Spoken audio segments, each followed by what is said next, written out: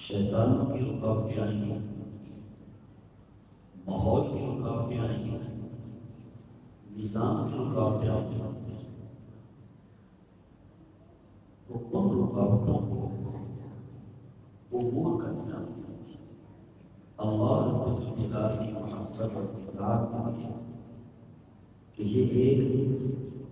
میرا جو اللہ سے محبت کا دعویٰ ہے یہ اس کا امتحان ہے، یہ اس کا امتحان ہے۔ آپ جانتے ہیں کہ شادی شدہ عورت کو علم ہوتا ہے کہ بچے کی پیدائش کے لیے میری جان جا سکتی ہے۔ شادی شدہ عورت کو اس بات کا بخوبی علم ہوتا ہے، شعور ہوتا ہے کہ بچے کو جنم دینے کے لیے میری جان جا سکتی ہے اور اس کی بھی جا سکتی ہے، اور بچے کے حصول کے لیے کتنے ماہ اس نے تکالیف میں رہنا ہے۔ اس کے باوجود وہ پورے اخلاص سے، پوری لگن سے، پورے خشک و خضوع سے اللہ رب الجلال سے دعا ہو رہی ہے، اللہ میری جھولی آباد کر دے، اے اللہ مجھے بھی میری آنکھوں کو ٹھنڈک بیٹا عطا فرما دے، اے اللہ میں دن رات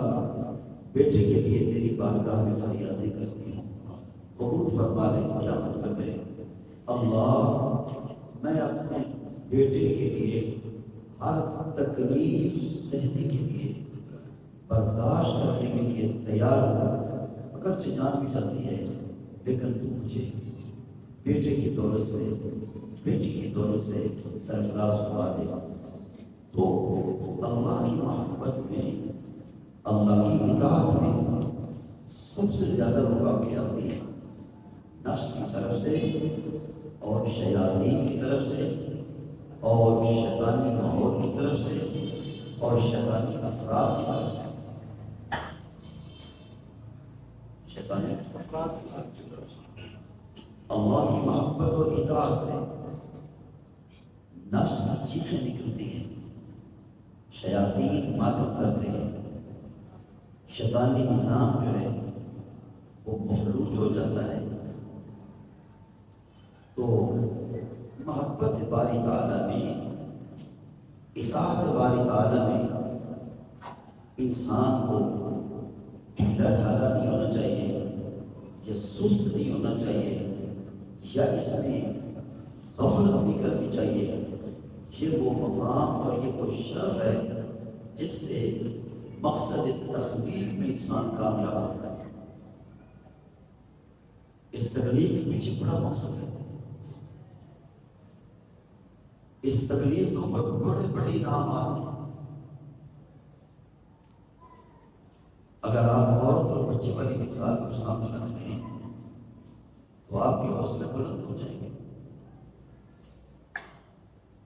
اس عورت کو اس بات کا بھی علم نہیں کہ یہ بچہ میرا وفادار نکلے گا، یہ قاتل نکلے گا، جی میرا وفادار نکلے گا یا بے وفا ہوگا۔ اس کے باوجود وہ پوری لگن کے ساتھ بچے کے لیے دعا بھی کرتی ہے اور جنم دینے کی کوشش بھی کرتی ہے۔ اس سلسلے میں جتنی احتیاطیں ہیں ان کو بروئے کار لاتی ہے۔ تو اللہ رب الجلال کی محبت بہت بڑا احساس ہے، بہت بڑا شرف ہے، اور اللہ کی محبت اللہ کی اطاعت سے نظر آتی ہے۔ حضور علیہ السلام کی محبت حضور علیہ السلام کی اطاعت اور اتباع سے نظر آتی ہے۔ قرآن مجید میں اللہ رب الجلال نے مشرکوں کا تذکرہ کرتے ہوئے وَمِنَ النَّاسِ مَن يَتَّخِذُ مِن دُونِ اللَّهِ أَندَادًا يُحِبُّونَهُمْ كَحُبِّ اللَّهِ، یہ مشرکی بتوں سے اس طرح پیار کرتے ہیں اور اس قدر یہ پیار کے اندر پکے ہیں کہ جس طرح اللہ سے پیار کرنا چاہیے، یعنی جس انداز سے یہ بتوں سے پیار کر رہے ہیں اس انداز کا اظہار انہیں اپنے رب کے لیے کرنا چاہیے تھا۔ اللہ رب الجلال نے فرمایا، اے مشرکو، اگر تم بتوں سے اس انداز میں پیار کرتے ہو تو ان کے لیے بڑی بڑی قربانیاں دے دیتے ہو اور ہر لحاظ سے ان کا ادب اور احترام اور خلوص اس کو بجا لاتے ہو، تو پھر سنو، والذین آمنوا اشد حبا للہ، آسمان کے نیچے زمین کے اوپر میرے بھی دیوانے ہیں، والذین آمنوا اشد حبا للہ، کہ جو پوری کائنات سے بڑھ کر اسے پیار کرتے ہیں اور پورے نظاموں سے ٹکرا کر وہ میری اطاعت کرتے ہیں۔ اللہ کی محبت کا دعویٰ کرنا آسان ہے، اور اللہ کی محبت کا دعویٰ کرنا بالکل آسان ہے، مشکل ہے اطاعت الہی، مشکل ہے اطاعت الہی۔ وہاں سے پتہ چلتا ہے کہ اللہ کی محبت میں اس کا کیا درجہ ہے۔ اللہ کی محبت میں یہ کس مقام پر فائز ہے؟ والذین آمنوا اشد حبا للہ، اس محبتوں کے جہان میں کتنی محبت ہے، ماں باپ سے محبت، جی اولاد سے محبت، خاندان سے محبت، معیشت سے محبت، اپنی جان سے محبت۔ والذین آمنوا اشد حبا للہ، خالق عز و جل فرماتا ہے کہ جو ایمان والے لوگ ہیں ان کی علامت نشانی یہ ہے کہ وہ سارے جہان سے لاکھوں مرتبہ بڑھ بڑھ کر اپنے اللہ سے پیار کرتے ہیں۔ انہیں ہر ایک پیار اللہ کے پیار کا درس دیتا ہے، انہیں حضور علیہ السلام سے بڑا پیار ہے، تو وہ اس حقیقت کو جانتے ہیں کہ حضور علیہ السلام کو پیدا کرنے والا کون، وہ لوگ کون، ان کو عظمتیں دینے والا کون، شرف نبوت دینے والا کون، خصوصیت ختم نبوت دینے والا کون، کہ حضور علیہ السلام ہمارے محبوب ہیں، محبوب اعظم ہیں، تو اللہ رب الجلال ان کو پیدا کرنے والا اور ان کو ہر لحاظ سے عظمتوں سے سرفراز کرنے والا، تو حضور علیہ السلام کی محبت ہمیں اللہ کی محبت کی تعلیم دے رہی ہے۔ اولاد بڑی پیاری ہوتی ہے، والدین اپنے دکھ برداشت کر لیتے ہیں کسی نہ کسی انداز میں، اولاد کا جہاں تک ان کے بس میں ہوتا ہے دکھ برداشت نہیں کرتے، اپنی خوشیوں کے اوپر اولاد کی خوشیوں کو ترجیح فوقیت برتری دیتے ہیں، اپنی خوشیوں کا بھی وہ اتنا لحاظ نہیں رکھتے جتنا اولاد کی خوشیوں کا لحاظ کرتے ہیں۔ ایسے بھی والدین ہیں کہ وہ بچوں سے الگ ہو جائیں تو ان کی آنکھیں اشکبار ہو جاتی ہیں، بچے ان سے الگ ہو جائیں تو وہ کئی دیر تک کھانا پینا بھول جاتے ہیں، جب وہ بہن آتی سے آتے ہیں،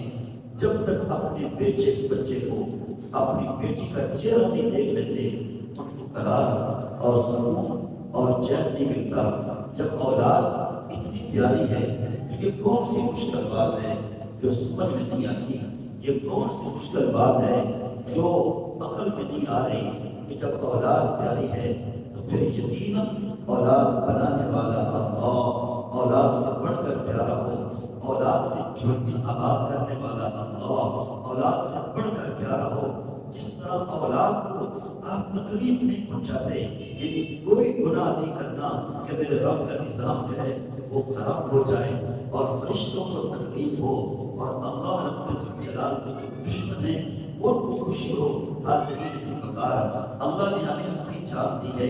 انسان اس جان کی حفاظت کے لیے، اس کے بچاؤ کے لیے شادی خرچ کر دیتا ہے، سونا خرچ کر دیتا ہے، زمین خرچ کر دیتا ہے، فیکٹری خرچ کر دیتا ہے، کارخانہ جو ہے اس کو دو پر لگا دیتا ہے، قرضہ اٹھا لیتا ہے، دعائیں کرواتا ہے، التجائیں کرواتا ہے اور کرتا ہے کہ میری جان بچ جائے۔ بھائی آپ سونا خرچ کر رہے ہیں، وہ بھائی سونا قیمتی نہیں ہے، جان قیمتی ہے۔ آپ چاندی خرچ کر رہے ہیں، بھائی چاندی خرچ کرنا جو ہے، چاندی جو ہے وہ قیمتی نہیں، میری جان قیمتی ہے، اولاد قیمتی نہیں۔ اللہ رب الجلال کی محبت جو ہے وہ اولاد سے کئی درجے بڑھ کر قیمتی ہے۔ جب انسان کو اپنی جان سے اتنا پیارا ہے تو تھوڑا سا فیصلہ تو کر لو، یہ جان دینے والا اللہ، یہ جان کی محبت دینے والا اللہ، اس جان کو بچانے والا اللہ یقیناً یقیناً وہ اولاد سے بڑھ کر پیارا ہو، وہ جان سے بڑھ کر پیارا ہو، وہ جہان سے بڑھ کر پیارا ہو۔